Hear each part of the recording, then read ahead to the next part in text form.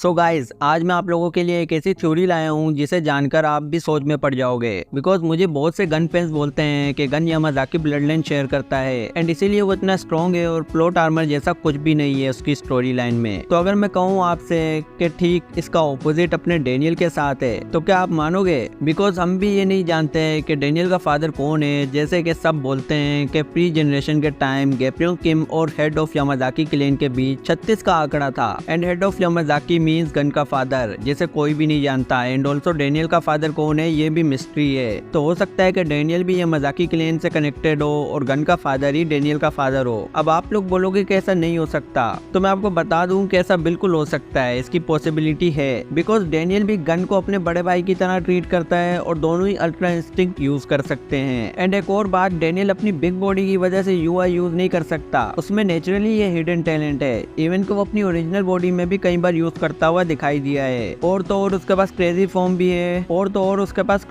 भी है तो ये देखना फ्यूचर में बहुत एक्साइटेड होगा कि क्या कनेक्शन निकलता है गन और डेनियल का। और हाँ, जेम्स ली ने अभी रिसेंट चैप्टर्स में बोला था जब डेनियल और गन यूआई मोड में लड़े थे एक दूसरे से तो उनका स्टाइल बहुत ही डिफरेंट था। और मेरा मानना है कि वो ब्लड लाइन की वजह से नहीं था, बल्कि उनकी पर्सनैलिटीज के हिसाब से वो डिफरेंट स्टाइल से फाइट कर रहे थे। फॉर एग्जाम्पल, डेनियल की पर्सनैलिटी काम है तो इसीलिए वो कामली फाइट करता है यूआई मोड में, और वही दूसरी और गन एग्रेसिव है। और हम देख सकते हैं गन जब अपनी बरसर्कर फॉर्म में गया था तो उसने क्या हाल किया था गो किम का। गन ने ब्रूटली तोड़ा था गो को। एंड ऑल्सो गन का कजन भी यूआई मोड यूज कर सकता है, जो कि भी क्वेस्टिज्म के चैप्टर 151 में दिखा भी था। एंड उसका स्टाइल भी डेनियल की तरह काम था, इवन के वो यामाज़ाकी ब्लड शेयर करता है। तो इतना सब कुछ देखने के बाद ये तो तय है कि कुछ तो कनेक्शन है डेनियल का इन यामाज़ाकी से। I am 100% sure. एंड अब बात करते हैं इस नालायक की जो अपने फादर का नाम डुबा रहा है। जरा सोचो, किंग ऑफ शोल आ चुका है अब यहाँ, और इस नालायक में इतना दम नहीं कि ये स्टैंड कर सके अपने बड़े भाई के सामने। सच में यार, सेकंड जनरेशन को बहुत वीक दिखा दिया है इस हंट फॉर गन पार्क वाली आर्क में। इतना वीक तो नहीं दिखाना चाहिए था। और स्पेशली मैं जैक किम से तो बहुत डिसअपॉइंट हुआ हूँ, बिकॉज ये गन के आगे थोड़ा भी नहीं टिक सका।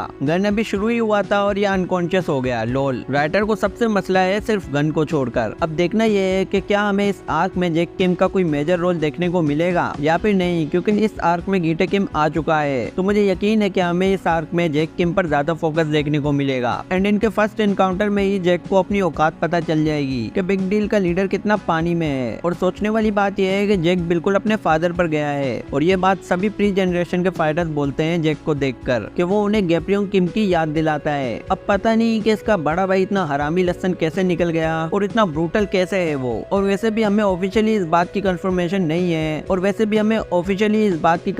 है कि गैब्रियल किम को मारा किसने, बिकॉज जेन्युइन पार्क की नजर में गीटे किम ने मारा है और चार्ल्स चोई कहता है कि जेम्स ली ने मारा है। एंड आई थिंक जल्दी इस रात से भी पर्दा उठने वाला है कि आखिर गैब्रियल किम को मारा किसने, जेम्स ली ने या फिर गीटे किम ने, या हो सकता है कि दोनों ने साथ में ट्राई किया हो। और किंग ऑफ शोल की एंट्री इस चीज की निशानी है कि अब हम जानते हैं कि गीटे किम के आने से बहुत बड़े कांड होने वाले हैं और सेकंड जनरेशन को दूसरे फाइटर्स की भी जरूरत पड़ेगी। फॉर एग्जाम्पल, गन को ही ले लो। हम सब जानते हैं कि वो जेल में है एंड वी ऑल नो कि वो आज नहीं तो कल जरूर बाहर आएगा। एंड अब उसका 36 का आंकड़ा है गो से। एंड आई थिंक सो इस आर्क में गन सेकंड जनरेशन के साथ होगा अगेंस्ट किंग ऑफ शियोल। तो नेक्स्ट आर्क बहुत ही एक्साइटेड और इंटरेस्टिंग होने वाली है। एंड एक और चीज इंटरनेट पर बहुत चल रही है कि अपना लिटिल डेनियल और बिग डेनियल अब सेम पर्सन लगने लगे हैं। और इवन ये बात तो खुद मानवा में भी कही जा रही है। इवन कैरेक्टर्स खुद कंफ्यूज हो जाते हैं डेनियल को देखकर। तो क्या ऐसा हो सकता है कि बिग डेनियल फ्यूचर से हो और वो ग्लिम्स जो लिटिल डेनियल को दिखे थे वर्कर्स के टाइम, जो लिटिल डेनियल को वार्न कर रहा था कि चार्ल्स चोई को पहले टारगेट करो, क्या ऐसा हो सकता है कि वो डेनियल का फ्यूचर वर्जन हो? वेल, ये तो बस थ्योरी है, लेकिन काफी चांसेस हैं इसके सही होने के। और हाँ, पहले मैं ये नहीं मानता था, बट अब दोनों की बॉडी सेम होती जा रही है। लिटिल डेनियल सिर्फ हाइट की वजह से अभी प्रॉपर बिग डेनियल की तरह नहीं लगता, जो कि जल्दी इसकी हाइट भी इंक्रीज हो जाएगी। तो यार डेट्स इट, ये थी आज की वीडियो।